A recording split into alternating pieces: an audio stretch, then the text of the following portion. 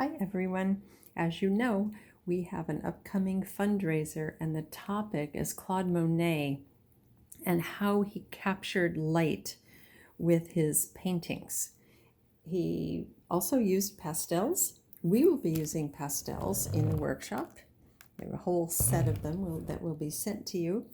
And there's still room in the Thursday workshop, which is at our regular watercolor time, which is why I'm sending this video to you watercolorists, because not only will be learning about pastel, working on this beautiful toned canson paper, and seeing how by using certain color combinations you can really capture light in your work, and then how to translate that.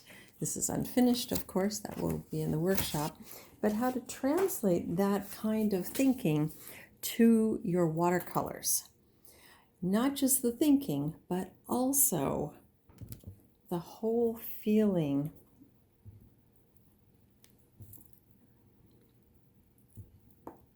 of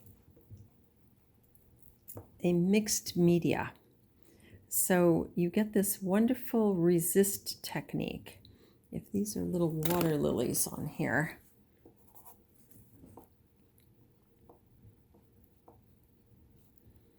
and then I want some water lily pads.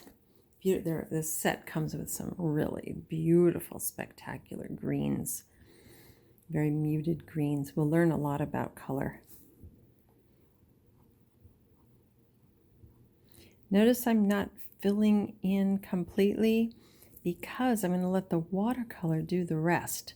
This is a watercolor technique called watercolor resist, as I said, and you can use the pastels that we'll be using in the fundraiser with your watercolors, whenever you want to, from now on if you want to.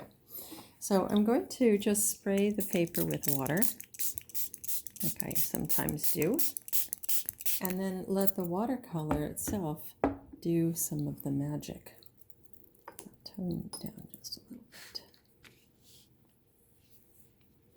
And the watercolor will resist going where the pastel is. Claude Monet often blended sky into water. Let's get this color happening. Let the sky just reflect in the water where you almost don't even see a horizon line half the time. And I think this would be a very fun technique for your watercolors to add to your watercolors.